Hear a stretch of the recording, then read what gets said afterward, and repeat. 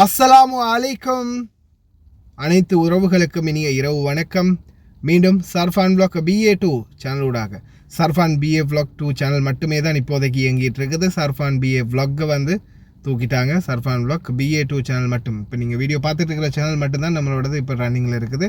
அதனால் முடிந்த வரைக்கும் இந்த சேனலை சப்ஸ்கிரைப் பண்ணி பெல் பட்டனை முதல் செலக்ட் பண்ணுங்கள். அப்போ தான் நான் போடக்கூடிய ஒவ்வொரு தகவலும் உங்களுக்கு நோட்டிஃபிகேஷன் மூலம் கிடைக்கும். தூதரகம் என்பது எதற்கு? தூதுவர் என்பவர்கள் எதற்கு? அதிகாரிகள் எதற்கு? பாலாய்ப்போன் இந்த அதிகாரிகள் செய்யும் சேட்டைகள் தொடர்ந்தும் பாதிக்கப்படும் எம் தொழிலாளர்கள். மீண்டும் ஒரு சிங்கள பெண், அதுவும் வீடியோவோட போட்டிருக்காங்க, அதுவும் கெட்ட வார்த்தை பேசி சுடு தண்ணியை கொதிக்க வைத்து பெண் கைதி மீது ஊற்றிய சம்பவம். ஓட்டுநர்களே, இனிமேல் தான் நீங்கள் ரொம்ப கவனமாக இருக்கணும் இன்றைய காலநிலை. من السنة انك توقف وتدعي يا رب يا رب انك تشافيني وتعافيني.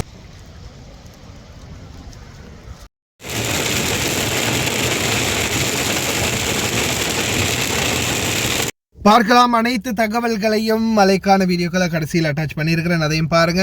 இலங்கையில் இருந்து வெளிநாடு வரும் பணிப்பெண்கள், குறிப்பாக சவுதி அரேபியா நாட்டில் பணிபுரியும் எங்களுடைய சகோதர சகோதரிகள் இன்னும் இன்றைக்கு வரைக்குமே இன்னும் எத்தனையோ துன்பங்களை துயரங்களை அனுபவிச்சுட்டு இருக்கிறாங்க.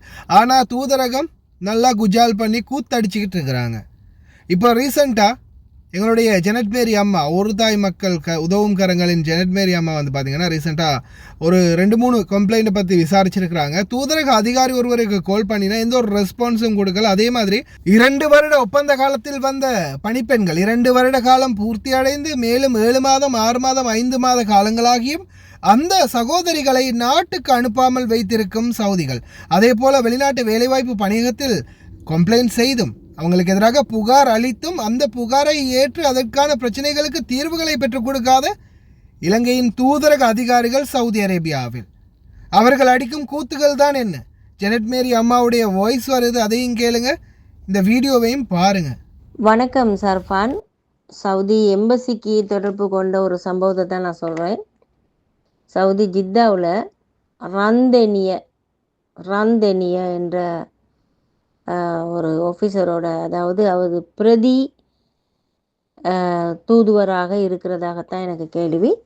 பிரதி தூதுவராக அவருடன் தொடர்பு கொண்டேன். ஏன் தொடர்பு கொள்ளக்கூடிய காரணம், 3 சகோதரிகள் 2 வருடம் 6 மாதம் 2 வருடம் 7 மாதம் 2 வருடம் 2 மாதங்கள் இவர்களை பலாத்காரமாக அந்த எஜமான்கள் வைத்து கொண்டிருக்கின்றார்கள். அவர்களை நாட்டுக்கு அனுப்பாமல் இவ்வளோ காலமும் அவங்களில் வந்து வெளிநாட்டு வேலை வாய்ப்பு மையத்தில் தொடர்பு கொண்டது இருந்தும், அந்த தொடர்பு கொண்டு இருந்தாலும் 1 மாதத்துக்கு பிற்பாடு 2 மாதத்துக்கு பிற்பாடு இந்த வெளிநாட்டு வேலை வாய்ப்பு மையம் அழைச்சி அவங்களுடைய குடும்பத்தினர் போய் கேட்கும்போது இப்போ செய்கிறோம் அப்போ செய்கிறோம் அப்படிங்கிறாங்க. அதே மாதிரி இந்த பேப்பர்ஸுகளை வச்சு கம்ப்ளைண்ட் பண்ணி கூட ஒன்றுமே செய்ய முடியாத காரணத்தால் என்ன மாதிரி ஆளுகளை வந்து தொடர்பு கொள்கிறாங்க. நாங்கள் எம்பசிக்கு, அதாவது சவுதி ரியாத் அந்த மாதிரி எம்பசிகளுக்கு தொடர்பு கொள்ளும் போது அங்கே உள்ள இந்த மாதிரி அந்த இப்போ சொல்கிறோமே இந்த ரந்தனின்னு சொல்கிற அந்த ஆஃபீஸரு கூட, எந்த ஒரு ஆஃபீஸரும் கூட இந்த மாதிரியான விஷயங்களுக்கு வந்து ஒரு ஆன்சர் பண்ணுறதே இல்லை. எங்களுக்கு ஒரு பையனை 2 பையனை ஆன்சர் பண்ணுறாரா, ஓ நான் செய்கிறேன் என்று சொன்ன மனுஷன் எந்த நேரம் நாங்கள் மெசேஜ் போட்டாலும் இன்னும் வரைக்குமே அது நடந்து இல்லை. சப்புக்கு பேசியும் ஏஜென்சிக்கு பேசியும் ஒன்றுமே சரி வரல. அஸ்லிய ஏஜென்சி, குருநாகல அஸ்லிய ஏஜென்சின்னு சொல்லி தான் சொல்கிறாங்க. இந்த மாதிரியான பிரச்சனைகள் இருக்குது. என்ன பலன் எங்களுக்கு? வெளிநாட்டு வேலைவாய்ப்பு மையத்தில் நாங்கள் கம்ப்ளைண்ட் பண்ணின பிற்பாடும் ஏன் எங்களுக்கு சரியான தீர்மானங்கள் எடுக்க முடியாது? அந்த எம்பசியால் ஏன் அந்த எம்ப்ளாயருக்கு கால் பண்ணி இந்த சகோதரியை உடனடியாக நீங்கள் அனுப்ப வேணும், சட்டவிரோதமாக நீங்கள் வைத்திருக்கின்றீர்கள், 2 வருட காலங்கள் தான் உங்களுடைய எக்ரிமெண்ட், அதோடு முடிவடைந்து அவர்களை அனுப்ப வேண்டும் என்று ஏன் தைரியமாக எங்களுடைய எம்பசிக்கோ ஏஜென்சிக்கோ பேச முடியாது? அப்போ என்ன பலன் நாங்கள் வெளிநாட்டு வேலைவாய்ப்பு மையத்தில் கம்ப்ளைண்ட் பண்ணி? ஸோ இதை தயவு செய்து மற்ற சகோதரிகளுக்கும் இந்த விஷயங்களை சொல்லுங்கள். தேங்க்யூ. ஏண்டா இந்த பொழப்புக்கு பேசாமல் நாண்டுக்கிட்டு சாவலாமேடா ஒவ்வொருத்தரும். ஒவ்வொருத்தனும் போய் ஏதாவது ஒரு ரூமில் எதையாவது மாட்டிக்கிட்டு சாகலாமே இந்த பொழப்பு நடத்துறதுக்கு. டேய், நாங்கள் இந்த நாட்டில் கஷ்டப்பட்டு ஒவ்வொரு தாய்மார்களும் சரி, தந்தைமார்களும் சரி, எங்களுடைய நாட்டு இளைஞர் யுவதிகளும் சரி, எத்தனையோ பேர் இந்த நாட்டுகளில் வந்து வண்டி கழுவி, ரோடு கழுவி, வீடு கழுவி, பாத்ரூம் கழுவி, எங்களுடைய தாய்மார்கள் பாத்திரம் கழுவி கஷ்டப்பட்டு சம்பாதிச்சு உங்களுக்கு எக்ரிமெண்ட்டுக்கு காசு, கான்ட்ராக்டுக்கு காசு, பாஸ்போர்ட் புதுப்பிக்கிறதுக்கு காசு, எல்லா புடுங்களுக்கும் காசு கட்டி நாட்டுக்கும் அனுப்பி வீட்டுக்கும் அனுப்பி இந்த நாட்டில் கஷ்டப்பட்டுக்கிட்டு இருக்கிறது நாங்கள் ரோசமே இல்லாமல் உட்காந்து இந்த மாதிரி கூத்தடிச்சு கும்மாளம் போட்டுக்கிட்டு இருக்கிறீங்களே எங்கள் காசு இல்லையெல்லாம். ரோசம் இல்லை, கொஞ்சமாவது உறுத்தல் இல்லை, செய்கிற சேவைக்கு கடமைக்கு சரியாக நடங்களேண்டா. ஏடா டேய், இப்படித்தான் கேட்கணும். ஏன்னா இவனுங்களுக்கு என்ன மரியாதைன்னு சொல்லுங்க பார்க்கலாம், இவனுங்களுக்கு எப்படி மரியாதை கொடுக்கறதுன்னு சொல்லுங்க பார்க்கலாம். 2 வருடம் முடிந்து சட்டம், நான் இப்போ சொல்கிறது வந்து இப்போ வந்து 3 மாதத்தில் 2 மாதத்துலேயே நாட்டுக்கு போகணுன்றாங்க, அவங்கள அனுப்பி வைங்க அப்படின்னு சொல்லலையே. 2 வருடம் இவனுங்க பிடுங்கி வச்சிருக்கிற அந்த கான்ட்ராக்டு பிடுங்கிகளோட கான்ட்ராக்டை முடித்து இன்னமும் மேலதிகமாக 6-7 மாதம் அந்த வீட்டில் இருக்கிறாங்க. அவங்கள அனுப்புறதுக்கு வெளிநாட்டு வேலைவாய்ப்பு பணியகத்துலேயும் கம்ப்ளைண்ட் போட்டிருக்குது. இன்னும் அனுப்பலைன்னா இவனுங்கெல்லாம் என்ன பிடுங்கிறதுக்கு அந்த இடத்துல இருக்கிறீங்க? இதுங்கெல்லாம் எதுக்குடா அங்கே இருக்கிறீங்க? போய் தொலைய வேண்டியது தானே. அந்த இடத்த விட்டுட்டு வேறு யாராவது ஒருத்தர் வரலாம் அந்த இடத்துக்கு. பிடிச்சிருக்கிற பீடு, சனி, சாபம் எல்லாம் தொலைஞ்சு போகட்டும். தயவு செய்து போங்க, தொலைஞ்சு போங்க. இங்கேயெல்லாம் இருக்காதீங்க. உங்களை மாதிரி ஆட்கள், அதிகாரிகள், அதிகாரம்ன்றது இனிமேல் இருக்கக்கூடாது. தொடர்ந்துமே இந்த மாதிரி அநியாயம் செஞ்சு கொண்டிருந்தா நிச்சயமாக இனிமேல் பச்சையாக கிழிச்சு தான் வீடியோ போட வரும் அதிகாரிகளுக்கு. ஏன்னா இதுக்கு மேலே சொல்கிறதுக்கு வார்த்தை இல்லை. வெளிநாட்டு வேலைவாய்ப்பு பணியகம் லெட்டர் அனுப்பியும் பார்க்கலன்னா அப்புறம் என்ன பிடுங்கிறதுக்கு இவனுங்க இங்கே இருக்கிறானுங்கன்னு தெரியுது இல்லை அதிகாரிகளா, பைத்தியக்காரனுங்க. சுட சுட நல்லா பேசினா அதே மாதிரியே சுடு தண்ணி கதையும் பார்த்துடலாம். சிறைச்சாலையில் 2 கைதிகளுக்கு இடையே ஏற்பட்ட மோதலில் ஒரு கைதி இன்னொரு கைதியை பழிவாங்கும் நோக்கத்தில் சுடு தண்ணி போச்சிருக்குல்ல அந்த கேட்டல், அதில் சுடு தண்ணியை ஃபுல்லாகவே நிறச்சி எடுத்துகிட்டு வந்து கொதிக்க இன்னொரு கைதி மேலே அப்படியோ முழுசாக ஊற்றிட்டாங்க. 3ஆம் நிலை காயம் அப்படின்னு மென்ஷன் பண்ணியிருக்காங்க உள்துறை அமைச்சகம். பாதிக்கப்பட்ட பெண் தற்போது அதி தீவிர சிகிச்சையில் அனுமதிக்கப்பட்டிருக்கிறாங்க. அதே போல தான் இந்த செயலை செய்த பெண்ணுக்கு எதிராக மீண்டும் ஒரு வழக்கு தாக்கல் பண்ணப்பட்டிருக்கிறது. அவங்களுடைய சிறை தண்டனையுடன் சேர்த்து இந்த செயலுக்காக மீண்டும் சிறை தண்டனைக்கான காலம் நீடிக்கப்படும் அப்படின்னு தெரிவிச்சிருக்கிறாங்க. சிறைச்சாலைகள் தப்பு செஞ்சாதான் சிறைச்சாலைகளுக்கு போவோம். அதால் தயவு செய்து ரொம்ப கவனமாக இருங்க. யாராவது சொன்னாங்கன்னு கள்ளச்சாராயம் காய்ச்சறதுக்கு உதவி செய்ய போகிறது, இல்லை போதைப் பொருள் யாராவது கைமாத்துறதுக்கு உதவி கேட்டாங்கன்னா போகிறது, அதே மாதிரி விபச்சாரம், தேவையில்லாத விடயங்கள், இதுகளில் எதுலேயுமே தலையிடாதீங்க. அதே மாதிரி திருட்டு மற்றும் சில கெட்ட செயல்கள்லேருந்து உங்களை நீங்கள் தவிர்த்துக்கோங்க. பெண்களாக இருந்தாலும் சரி, ஆண்களாக இருந்தாலும் சரி. ஏன்னா சிறைச்சாலைகளில் நடக்கிறதுல 100க்கு 1-2% தான் வெளியே வாரது. வெளியே வராதது எத்தனையோ இருக்குது. இலங்கையில், இந்தியாவில், பங்களாதேஷில் இல்லைன்னு நினைக்காதீங்க. நம்ம நாட்டிலையும் இருக்குது. அரபு நாடுகளில் அதையும் விட அதிகமாக இருக்குது. ஆனால் எல்லாமே வெளியே வராது. சில நேரங்களில் நீங்கள் கேள்விப்பட்டிருப்பீங்க, சிறைச்சாலைக்குள்ளேயே உயிரை விட்டுட்டாங்க, உயிரை மாய்த்துட்டாங்க அப்படின்னு. அதெல்லாம் இந்த மாதிரி தொல்லை தாங்காமல் தான். தயவு செய்து ரொம்ப கவனம். இந்த சிங்கள பொம்பளைங்களில் ஒரு சிலரை வந்து திருத்தவே முடியாது போல தான் தெரியுது. நம்ம ஆளுங்களை இருக்கத்தான் செய்கிறாங்க. ஆனால் இதுங்க தான் ரொம்ப ஓவராக ஆடிக்கிட்டு இருக்குது இந்த கெட்ட வார்த்தையால்.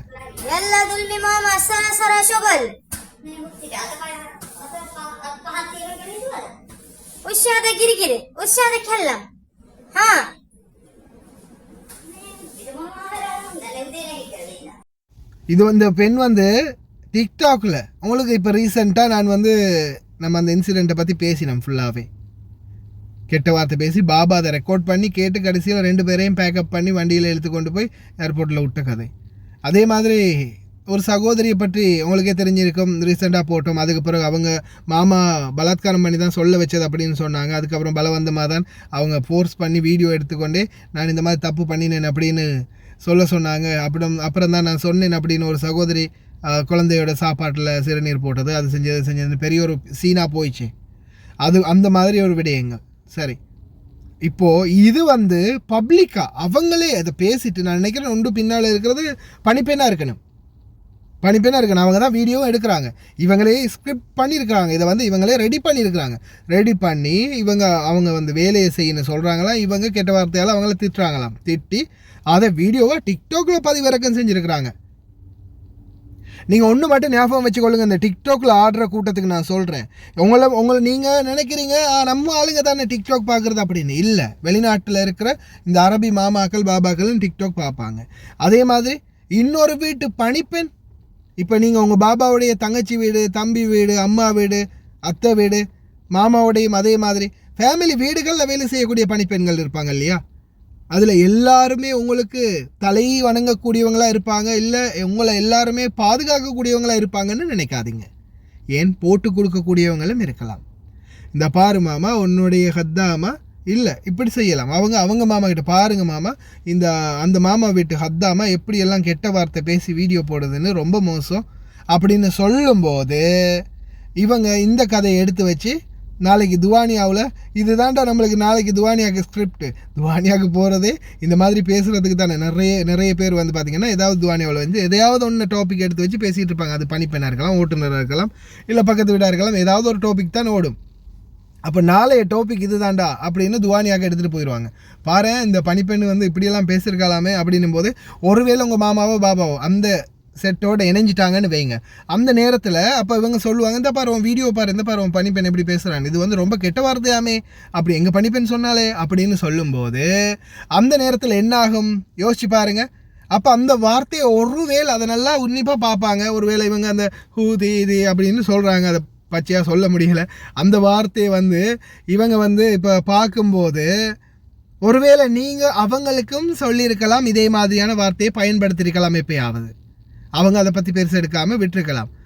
அப்போது ஒரு நேரம் அப்போ நீங்கள் இவ்வளோ நாளாக சொன்னது எங்களுக்கு இந்த கெட்ட வார்த்தையை தானா அப்படின்னு எடுத்து பிடிச்சி உங்களுக்கு ஆப்பு வச்சா என்ன ஆகும்? இப்போ ரீசெண்டாக கூட ஒருத்தர் ஜெயிலுக்கு போனாங்க, இன்னொருத்தர் இன்னும் 2 பேரை இழுத்துட்டு போனாங்க. ஆனால் அவங்கள ஜெயிலில் போட்டு ஃபிங்கர் வச்சு அனுப்பினாங்களா இல்லை டைரெக்டாக ஏர்போர்ட்டால் அனுப்பினாங்களான்றது நோ இன்ஃபர்மேஷன், நோ கன்ஃபர்மேஷன். தயவு செய்து ரொம்ப கவனம். கிளிப்பிள்ளைக்கு சொல்கிற மாதிரி புத்தி சொல்லி இருக்குது, தொடர்ந்து சொல்கிறது. கேட்டால் கேளுங்க, கேட்கலையா ஜெயிலில் போயிருங்க, இல்லைன்னா ஃபிங்கர் வச்சு நாட்டுக்கு போங்க. உங்களையெல்லாம் திருத்த முடியாது. திருந்தக்கூடியவங்களுக்கு சொல்லியிருக்குது, கேட்டாவது திருந்தி கொண்டா உங்களுக்கும் சுபம். குவைத்தின் போதை கட்டுப்பாட்டு தடுப்பு பிரிவு முடியலப்பா, எங்களால் முடியலடா அப்படின்ற மாதிரி சலிச்சுக்கிட்டே சொல்கிறாங்க. குவைத்தில் போதைப் பொருளை கட்டுப்படுத்துறது ரொம்ப கஷ்டமாக இருக்குது அப்படின்னு. இப்போ உங்களுக்கு தெரிஞ்சிருக்கும், ரீசெண்டாக இதுக்கு முன்னாடி எத்தனையோ நியூஸ் பார்த்தோம். தந்தையை சுட்டது, தங்கையை குத்தினது, அண்ணனை வெட்டினது, அதே மாதிரி நண்பனை கொண்டது. இப்போ ரீசெண்டாக சபாஹா சாலிமில் தன்னுடைய தாயை போதை பொருள் பயன்படுத்த பணம் கொடுக்கவில்லை என்ற ஒரே காரணத்தால் தன்னுடைய தாயை கத்தியால் குத்தி, தன்னுடைய சின்ன சிறுவன், அதாவது ஒரு 6 வயது இல்லாட்டி 10 வயது அந்த சகோதரனையும் குத்திவிட்டு அடுத்ததாக தாயை வந்து குத்தி கொண்டு இருக்கிறார் ஒரு இளைஞர், போதைப் பொருளுக்கு காசு கொடுக்கல அப்படின்றதால. இளைஞர் யுவதி 2 வகை, பெண்ணும் இருக்குது ஆணும் இருக்குது.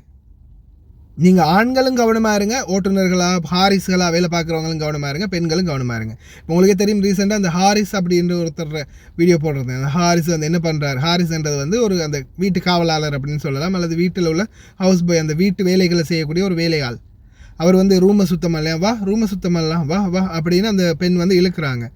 அவங்க போட்டுக்கிற அந்த ஆடை, அதே மாதிரி அந்த அவங்க செயல்படுற முறை, அந்த அந்த அவரோட நடந்து கொள்கிற விதம், அது வந்து யாரோ ஒருத்தர் வீடியோ எடுத்துருக்குறாங்க.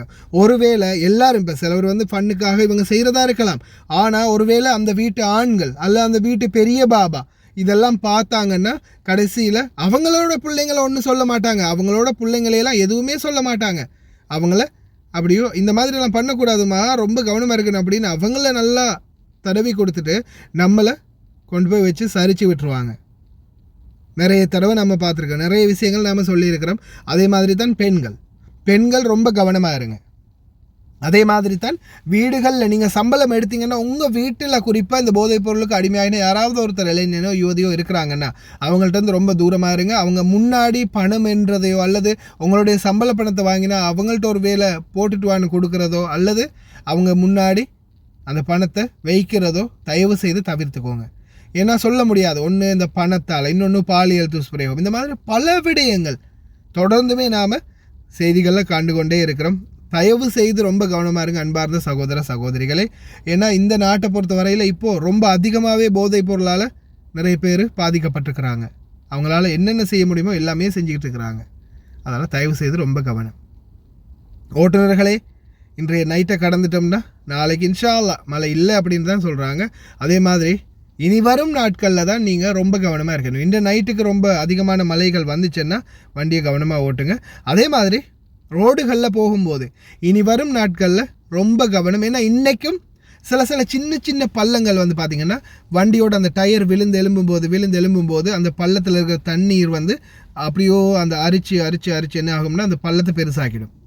இப்போ இது வந்து இன்றைக்கி தண்ணியோடு ஓடும்போது பெருசாக காட்டாது, ஏன்னா தண்ணியோட அந்த தாக்கத்தில் டயர் வந்து பாதிக்காது. ஆனால் இனி வரும் நாட்களில் நாளை மறுநாள் அதுக்கப்புறமா வெயில் அதிகரிக்கும் போது இந்த ரோடுகள்லாம் பார்த்திங்கன்னா கூரிய பிளேடு மாதிரி ஆகிரும். அதால் தயவு செய்து அன்பார்ந்த ஓட்டுநர்களே ரொம்ப கவனம். இனி வரும் நாட்களில் ரோடுகளில் உன்னிப்பாக கவனமாக பார்த்து வண்டி ஓட்டுங்க. ஏன்னா இப்போ நீங்கள் பாருங்கள், இந்த ரோடெல்லாம் பாருங்கள், இப்போ இன்றைய நாள் இந்த ரோடெல்லாம் இப்படி இருந்துச்சு. இதே வந்து பார்த்திங்கன்னா இப்போ இந்த வண்டிகள் போய் இந்த பள்ளங்கள் எல்லாமே கொஞ்சம் கொஞ்சமாக பெருசாகி இருக்கும். இந்த பள்ளங்கள் எல்லாமே பெருசாகி இந்த பள்ளங்கள் எல்லாமே இப்போ திறந்திருக்கும் நல்லாவே. நாளைக்கு போகும்போது நிறைய பள்ளங்கள் நம்மளுடைய டயர்களை காவு கொள்றதுக்கு தயாராக இருக்கும். அதனால் தயவு செய்து ரொம்ப கவனமாக இருங்க. குவைத்துடைய பல பகுதிகளிலையும் இன்றைய தினம் ஏகபோகமான மழை பதிவாகி இருந்துச்சு.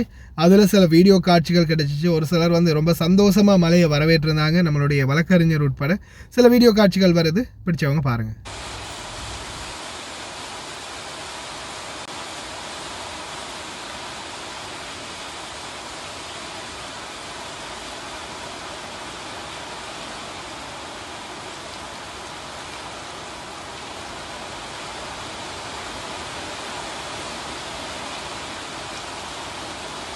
ما شاء الله تبارك الرحمن. اللهم سقيرة، اللهم سقيرة.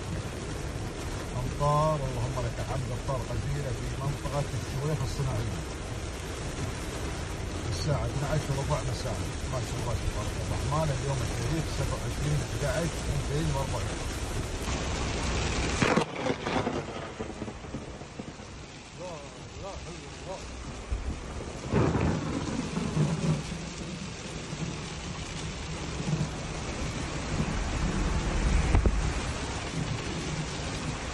والله ما اخليها بخاطري.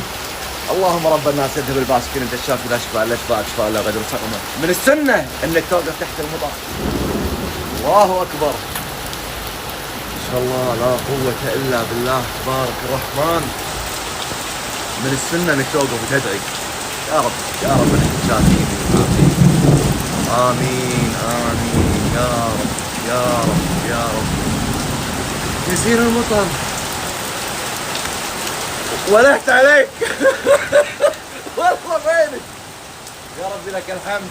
الحمد لله الحمد لله حمدا كثيرا طيبا مباركا فيه ملء السماوات والارض. ما شاء الله كذا الشارع. اخي الشاور لا اموت من البرد، لا استمرض.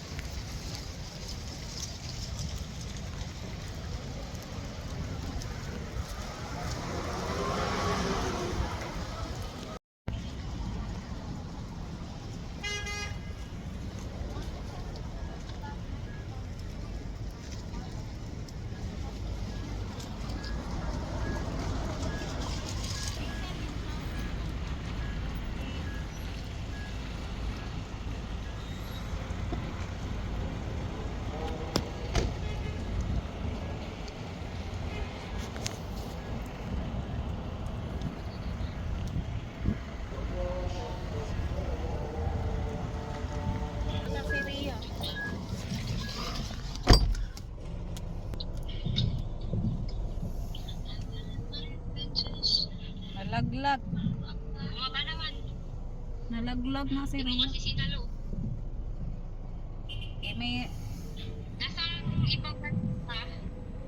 Ikaw? Saan bansa ka? Saan?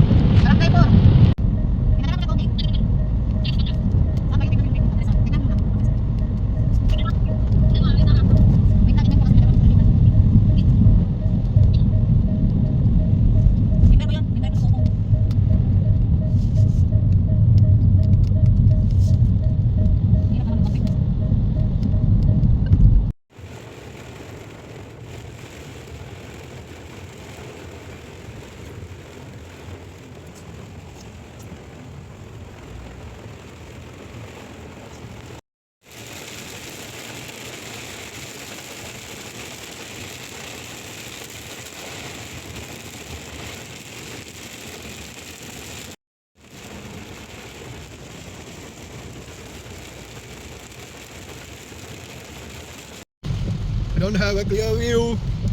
Don't forget drivers to use this.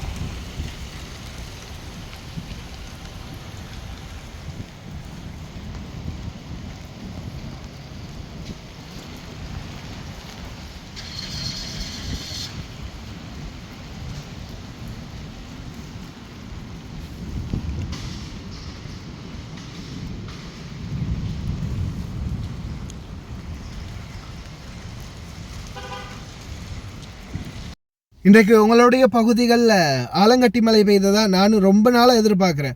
கடைசி வரைக்கும் இந்த குவைட்டில் வந்த காலத்தில் இது நானுமே எதிர்பார்க்குறேன், எப்படியாவது இந்த ஆலங்கட்டி மழை ஒரு நாளாவது பார்த்துடலாம் அப்படின்னு. கையால் அப்படியே நம்ம அந்த மழை விழும்போது சின்ன சின்ன குட்டி குட்டி ஐஸ் தானே விழுது, பெரிய ஐஸ் இல்லை, சின்ன சின்ன குட்டி குட்டி ஐஸ் விழும்போது அப்படியே கையால் பிடிச்சி அந்த ஐஸ் ஒரு நாளைக்காவது பார்க்கணுன்னு ஆசை. ஆனால் கடைசி வரைக்கும் நம்ம ஏரியாவில் வந்ததே இல்லை. சபா சாலிம், ஜாப்ரியா, இந்த மாதிரி பல பகுதிகளில் மழை பெய்திருக்குது ஆலங்கட்டி மலை.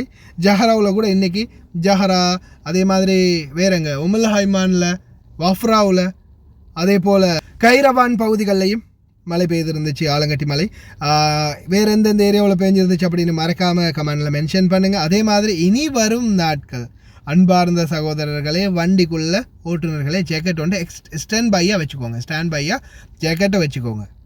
ஏன்னா கட்டாயம் இனிமேல் ஜேக்கெட் உங்களுக்கு வண்டியில் இருக்கணும். ஏன்னா நீங்கள் போகும்போது ஒரு 4-5 மணிக்கு போவீங்க, அப்புறம் நைட் ஆகிரும், இரவையில் நிற்கும் போது நிச்சயமாக குளிரில் தாக்கப்படுவீங்க, ரொம்ப கவனம். அதே போல் பாலைவன பகுதிகளுக்கு போயிருக்கிறவங்க, இந்த ஜக்கூர், வாஃப்ரா அந்த மாதிரி பகுதிகளில் போயிருக்கிறவங்க நீங்களும் வந்து ரொம்ப கவனமாக இருங்க. இனி வரும் நாட்களில் குளிரோடைய தாக்கம் செம்மையாக இருக்கும். கடைசி வரைக்கும் பார்த்து எல்லாருக்குமே ரொம்ப நன்றி. தெரியாத நண்பர்களுக்கு மறக்காமல் ஷேர் பண்ணுங்கள், வீடியோ பிடிச்சிருந்தா லைக் பண்ணுங்கள், சப்ஸ்கிரைப் பண்ணுங்கள்.